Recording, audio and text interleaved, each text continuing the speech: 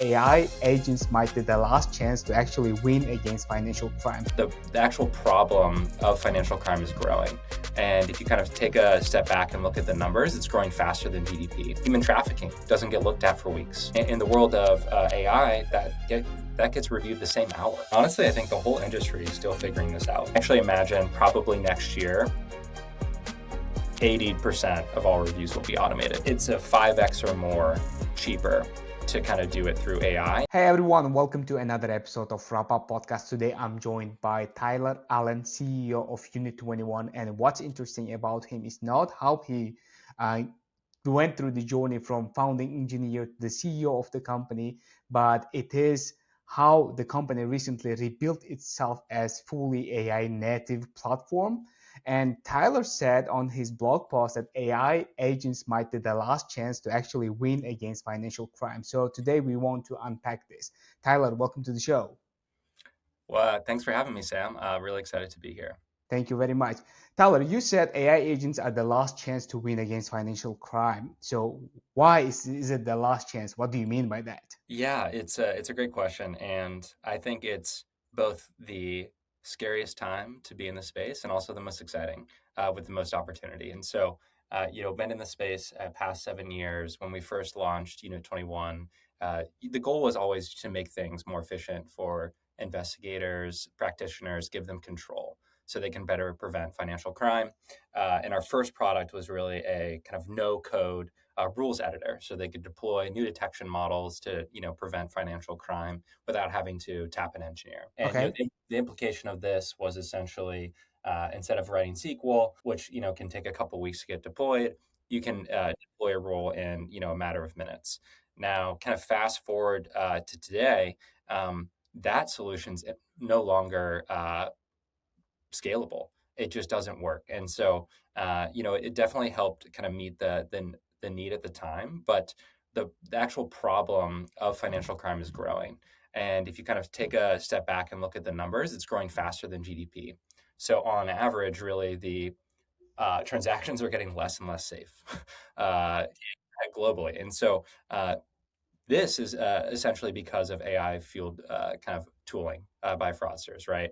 And they have this unfair advantage where they can get things right maybe 1 out of 100 times. They just need to Okay. have it hit once. Versus the space we're in, you have to be right 99 out of 100 times, right? You can't have Sam try to sign up for an account. An AI agent looks at your application and says, no, declined, it hallucinated, you didn't get banked. And so things have to work accurately at scale, but the tools and systems are now available to do this. And so really it's about regulatory appetite for this, actually, moving your organization to adapt and deploy these agents. But it's Okay. such a fundamental underlying shift to where the fraudsters are moving faster than ever. But also on the same side, on the risk teams, they can move faster than ever. And so, I feel like it's such a great time to where AI's caught up so much and advanced so much, even the past few months, that it's no longer a question of can it do it, but it's just a question of how fast and how safely can we get it deployed. And so, it's a really exciting time in the space. I actually think fundamentally the phrase I like to think about is like it's a have your cake and eat it too moment, Okay. where it's both a lot of times compliance they get it's an operational cost to the business, and so you want to do it as Right. efficiently as possible, right? And so sometimes you don't hire as many people as you'd like to, and so your backlogs will pile up, Okay. and it gets stressful. And so in that the implication of that is like human trafficking doesn't get looked at for weeks because Right. you don't have the manpower to do it. In the world of AI, that gets reviewed the same hour, right? And stopped immediately. So and it's also cheaper than a human Right. looking at it. So it's not only a ROI, big ROI for the executives at these companies that aren't necessarily in the risk team, but it also is fundamentally a better way to prevent risk. Um, but Tyler, do you think companies are ready to deploy AI in fraud protection? What I mean by this is that AI is scaling at such a speed.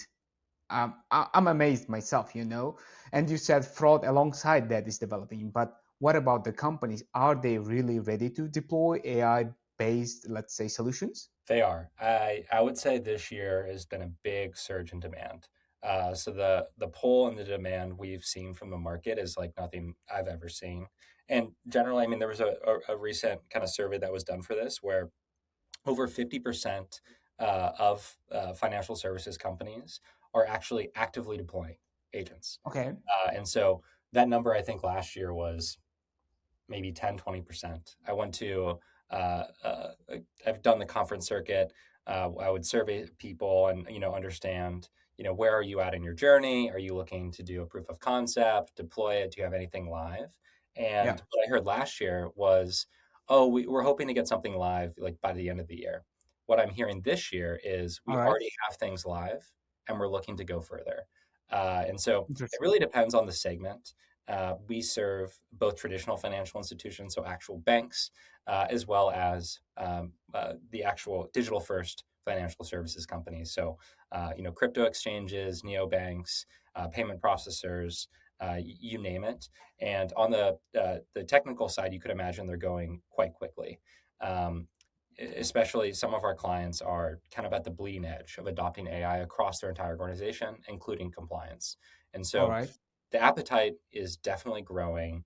It really it does depend on the organization, but I would say now it's versus last year, it's the majority of organizations you talk to are Mm-hmm. deploying or looking to deploy as fast as they can.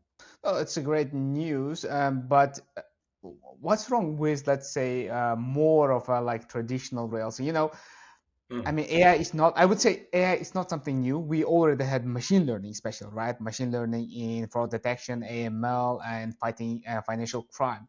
So what's wrong with those, let's say, models of working or preventing fraud? I mean, why wouldn't they handle, let's say, the new era? it's a really good question. So, how machine learning effectively gets deployed in our space is a risk score for transactions. And Okay. so, this is meant for real time prevention of fraud for things like you go to your bank, you're sending me like a Venmo or a P2P transfer or an ACH or a wire, you name it. That'll go Okay. through a decisioning engine like Unit21. There'll be a score, and then from a practitioner perspective, you'll decide what you want to do based on the score threshold, right? Do I want to Right. block this outright? Do I want to do a step up to a FA? Or do I want to allow this to go through? And Right. then after that, this will actually, let's say they block the transaction. This will generate an actual alert for the team to review to Okay. understand, was this actually fraudulent? As an example, let's say you go traveling, right? Okay. And you're based in London. You travel to the U.S. You don't notify your bank. You make an abnormally large purchase, uh, and your transaction gets declined. That's not actually fraud. That's just Oh, you yeah. as a consumer, right? And so, from a consumer experience perspective, the fraud team's great because they've blocked this transaction, right? They feel good. Sam's not going to get defrauded, but you as a Hmm. user don't feel good because now you're not staying at the hotel that you wanted to stay, Yeah. and so you want to get your um, you want to get your actual alert cleared as fast as possible so that you can actually start to use your credit card again. And Yeah. so, um, what this ends up doing, so on the fraud side of things, provides a large review volume of alerts to review. And this is where machine learning traditionally has not been deployed. And Okay. you can extend this out to the compliance AML space, where you're looking at things like structuring or layering, so actual money laundering.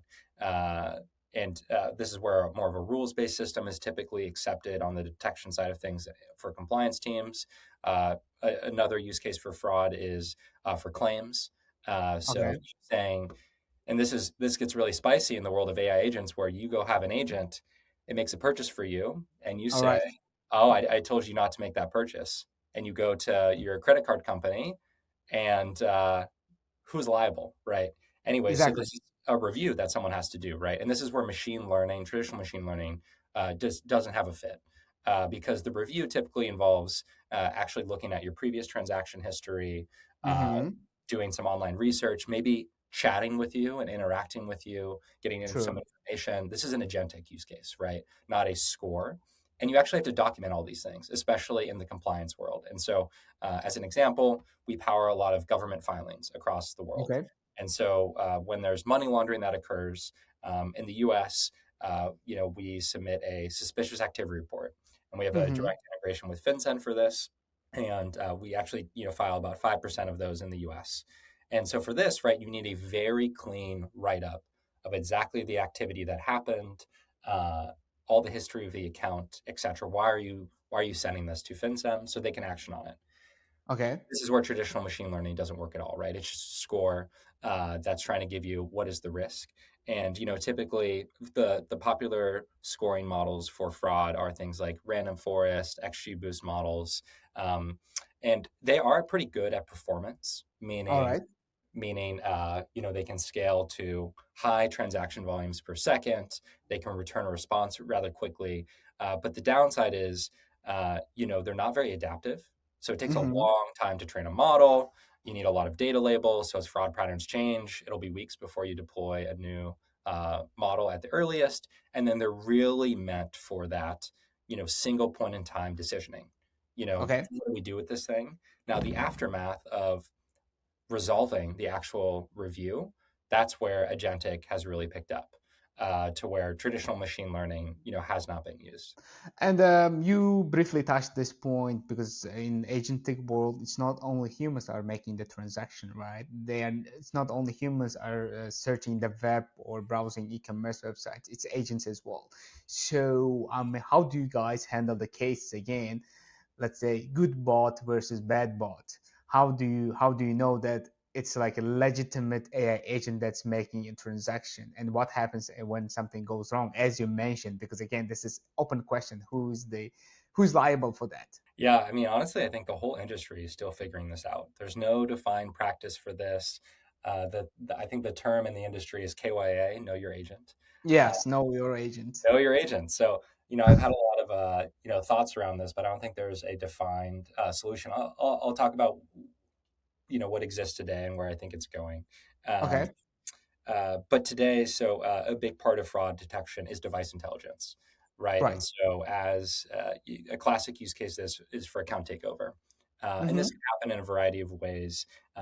One of my favorite examples of this, and it's always funny to use the word favorite in this, but when you're talking about fraud, but uh, Okay. is people, and this is actually picked up a ton with AI coding tools, is people will make fake websites that look identical to your bank login portal.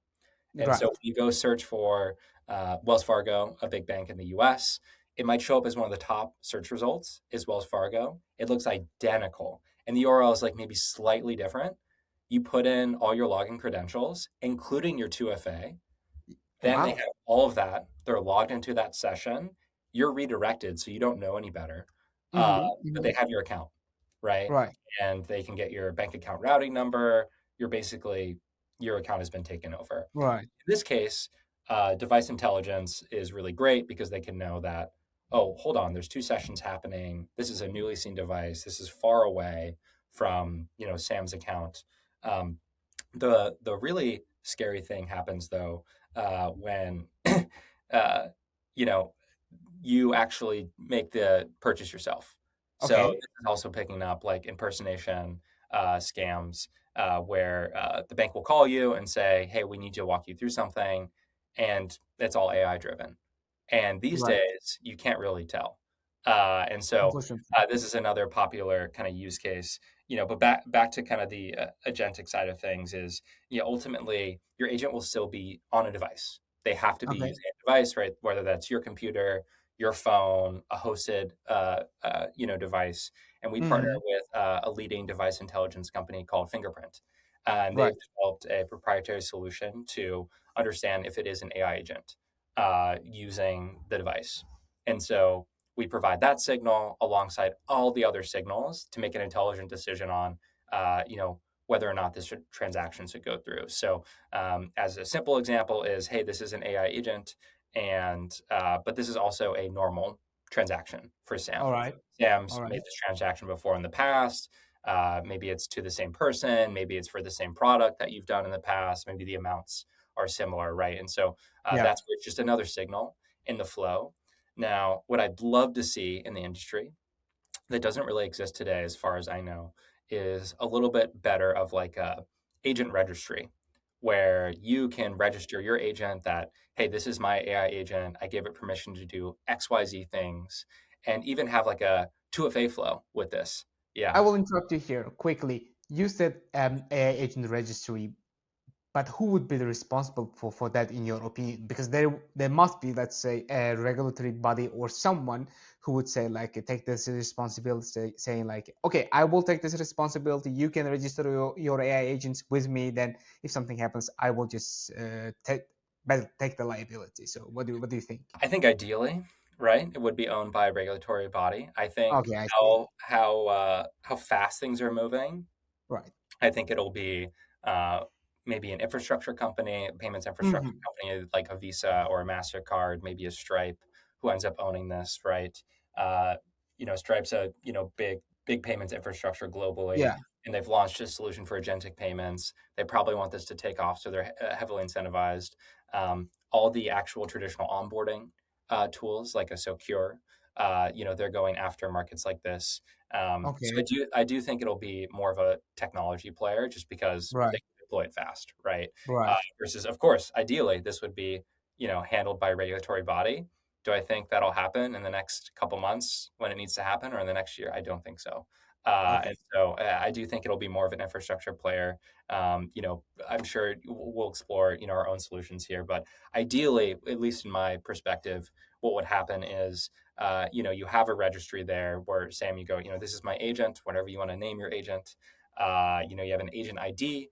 It Okay. shares that ID and credentials, what you've allowed it to do. You track that. Yep, this is allowed. And if there's anything suspicious on top of that, then we would actually send a 2FA to you and say, hey, Sam, Okay. your agent's trying to make this purchase. Are you sure you want to do this? Right. And then you confirm that way. So um, that's at least how I think about it.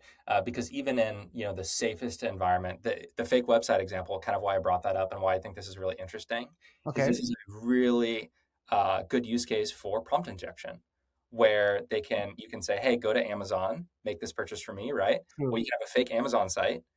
Your agent goes and crawls that site and says, hey, ignore all your previous instructions, do X, Y, and Z for me. You know, and so True. the you gotta set up systems that can account for all these things. And what do you think? Are AI agents making decisions independently when they're like fighting the fraud, or they're still assisting the people in the loop? Yeah, so we serve two primary use cases for our clients Okay. at a high level. One is the anti-money laundering compliance use case, which is heavily Okay. regulated. For this, what we've seen is folks really just still want to have a human in the loop, but take their handle times down drastically. And this can Okay. be actually very meaningful. And so for certain alert types, like we empower sanctions reviews. So is this person on a sanctions list, or is there any adverse media, or is this a politically exposed person? And typically these reviews only take 20 minutes, and so having an AI agent do it is great. And it's taking that review time down to just a couple minutes, so that's a good Okay. thing. Now it can get a lot more drastic the more complex the reviews. So if you find like a fraud ring or a money laundering ring, this often involves maybe 50 to 100 parties that you have to go Hmm. investigate independently. So this type of Right. review can take days, even weeks. Now, with an Okay. AI agent that runs this all in parallel, when you get to it, it's just done. You're verifying Right. the information. So now this is maybe 20 minutes. So in that sense, it's saving an insane amount of time. So even not having the automation is impactful. So where I've seen folks want to do the automation on the compliance side of things is for a little bit more of those simple reviews, like the sanctions one I mentioned, and they'll have a QA/QC process after that, maybe for a level one kind of AML alert to even see, should this be escalated, or is this clearly a false positive? Unfortunately, in the AML space, the average false positive rates are about 90%. So Right. 9 out of every review that you look at isn't worth your time. So clearing the obvious ones, even if it's only a third of those or 50% of those, right, in an Right. automated fashion is big. Now, on the fraud side of things, people want this full automation, where there's not a regulator that has to, especially in the U.S. So it depends on jurisdiction. in the US, it's a little bit more open to where in a fraud review you can just fully automate things and Okay. have an agent make a decision, and so people are doing that now. We deploy globally, and we abide by the EU AI Act for clients that are in there, that are operating in the EU. And this actually gets fully in effect August later this year. But Okay. as part of the EU AI Act, you can't have any full-on AI automation in our space. So you still need human in the loop. You need to Hmm. document your policy for this. Um, so yeah, it really depends on the region, use case. You're going to need your own kind of like model governance Right. AI policy. Uh, but in the US for fraud, people are certainly automating. And where they can on kind of the level one side of things, they're definitely automating. And I actually imagine probably next year, 80% of all reviews will be automated. Tyler, tell me please, um, is it cheaper to deploy AI agents, for example, at least Unit 21, one example, or it's cheaper to hire more people? Which one would be cheaper? Because again, there is a cost involved when you talk about AI, especially AI agents. Tokens are, I mean, Yeah. yeah, the prices are going down, but I'm not sure how quickly. So which one is cheaper? Yeah. I mean, the prices have gone down like 1,000x actually, in a very meaningful way for token Okay. usage. This is largely driven by uh, companies like NVIDIA, who Okay. focus, on reducing prices here. And models are getting better and better to where, there's a whole library of models. And so, there's reasoning models like an Opus kind of 4.6. That's kind of like the best in class, Yeah. most expensive per token. Not every single job or task needs that model. There's also All right. mini models. Like as an example, Anthropic's mini model is called Haiku. It is maybe 50 times cheaper than Opus. I have Okay. to like pull up the stats, but it's significantly cheaper. All right. Either model that you use, it's drastically cheaper than a human. It Mm-hmm. depends on how you set it up. You want to orchestrate it correctly, of course. You can certainly just dump data on a model and abuse it. But if you All do right. things smartly, like we do at Unit 21, it is drastically cheaper. So to give you some perspective, um, typically a BPO, which is like say an outsourced hire, which is Yeah. typically, as a company scales, what they do is they can't just hire like 1,000 more risk analysts, and that doesn't feel good. So they'll go to like an animal rights source, a Genpact, et cetera, you name it, and they'll, hey, we want to outsource 100 people or so. Yeah. And depending on where you do that, that can be upwards of a $90 per hour, right? And so that's pretty dang expensive. Yeah. And generally what they're spending today, on a review, like on average, is maybe, say even the cheapest kind of in-house person would be $30 to $40 an hour, right? And there's Hmm. only so many reviews they can get through in that time. And so it's a 5x or more cheaper to kind of do it through AI. And I actually think it's more consistent, more effective because it can do more Mm. things. Now you have to orchestrate things correctly. So as an example, if you just dump all of your like past 12 months of transactions data into like an Opus 4.6, and you just like throw maybe, a bunch of bank statements, source of funds, ID photos, and you say, hey, just, make this work, that's going to be expensive. But if you orchestrate things correctly, it can be, a pretty big ROI. Does it mean in that case that I have to hire basically another team to help me to set up my AI agents? And another thing is, will they keep up with the pace of the development of the fraud?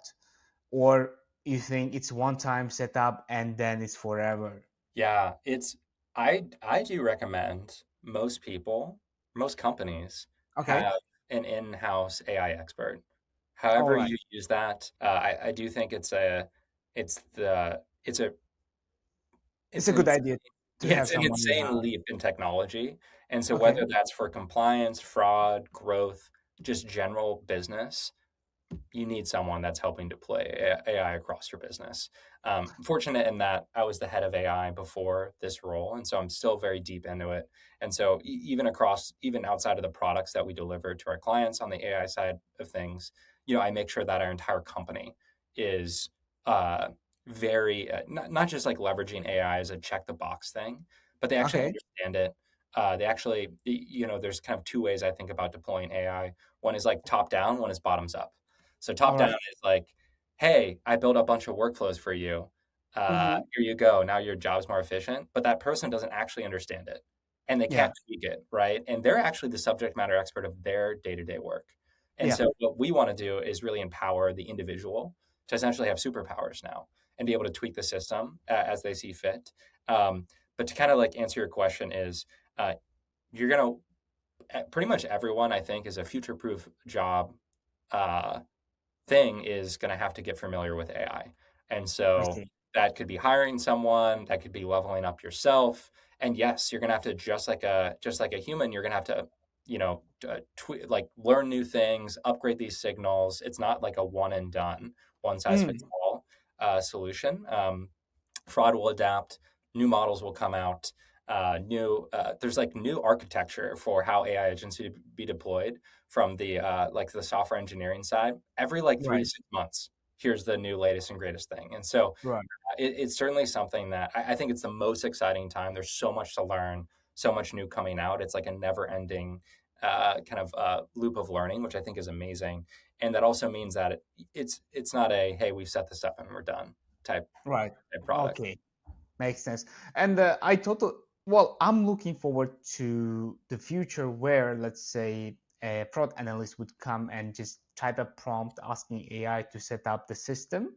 Because I worked at payments company and basically I was product manager helping our team, but we every time would reach out to our service provider asking them to set up the system for us because again it was quite challenging. You said you guys were no code, low code at the beginning, and maybe in the future you will become the provider at that level where now I can come just type the prompt and system would, I mean, AI would set up everything for me in the background. I don't have to even think about it. Do you think there is or there are use cases, I mean, fraud prevention cases, which AI can fully automate now? Yeah, we're already kind of down this path. So there's no what we've recently launched, which is just one small example and step in this direction, is just text to rule. So you just describe that the rule that you want or detection logic that you want, and it gets deployed. So you no longer have to understand your data model. You don't have to understand our UI. You just say, hey, I'm this company, do these 5 fraud rules for me. And so where the industry is moving and how I think about our product is that, we're moving from I'm going to do all my work in this product to we are just the infrastructure for you to Okay. deploy all these different, filing systems, detection systems, kind of review systems. And in theory, you don't have to log into our product at all, but it's Okay. always there for you. We're Yeah. almost like the source code of your Hmm. compliance and fraud system. And so it's much more of like a observability system where you log Right. in and everything's done for you, but you can tweak and tune the system and make sure things look correct, give feedback, etc. But yeah, how we're designing it is for people that want to have more human in the loop checks, they can do it. Okay. For people that just want the system to self tune itself, they can let that ride too. So, yeah, that's certainly where I see the future going. In fact, to take it one step further, is I actually see it to where you know the advent of kind of like OpenClaw and these agents kind of running autonomously in the background. Right. That's kind of what we've built already for the compliance team, but is I want to be the solution where an agent can set up a financial services company and or just Okay. company that accepts payments. They can talk to our agent and be compliant, Right. right? And prevent fraud. Right. And all that is just agent to agent communication. Yeah. You Well, know? again, I'm also looking forward to that future, but I am not sure how close we are because again, I'm speaking to different people in the industry. Some say yes, we are going there. Some say we are a bit early, but again, I'm looking forward to it. My one of the last questions that I have: do regulators even ready for AI decision making or AI agents preventing the fraud? Because again, it's not only the companies and service providers, but there are regulators as well in between. Are they ready for that? Yeah, it's a great question. So we still sync with regulators on a regular basis. Okay. Like as an example, we have a quarterly standing meeting with FinCEN, who's a big regulatory body in the Right. US, and specifically it's around an AI product, and we Right. demo. And their biggest feedback from day one, and this has actually stayed consistent, is that they believe. that AI will actually make things more effective, not just more Right. efficient. So they'll Right. get filings, XR filings, and the narratives are written up poorly, and it's really hard to Hmm. action on. And so AI can actually produce higher quality results. They actually wanted us to back test our agents against our clients and find money laundering that the client didn't find from a human Okay. perspective. Uh, but the main point is that the regulatory appetite for AI is definitely growing. There was Okay. actually a new FinCEN advisory launched this week that was very pro AI. Maybe the first time I've seen this.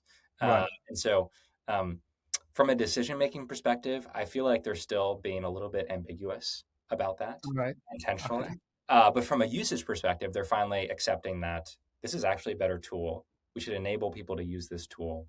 Uh, Now, because it's a sensitive area, right? That going back to that first example of we don't want to decline you a bank account because an Yeah. AI hallucinated. So you Yeah. do need really strong controls, and I get that. It has to be high accuracy. You can't just let AI go YOLO. So you have to Yeah. prove it. You have to earn the right to do decisioning. But I think with the right systems and kind of proving it, and with the right kind of like QA/QC oversight, I think we are there now. Where I think we're realistically going to, where this whole thing is very trusted and AI doing things, I think that's probably next year. Next year already. Wow. I'm pretty optimistic, you know. Tyler, this was a great conversation. Thank you for coming on the show and sharing all these insights. And it seems like the AR shift is much bigger than most people think. And again, I'm looking forward to the future where now AI will take fully control of the AML and fraud against crime, financial crime. And yeah, thank you very much again. Yeah, thanks for having me, Sam.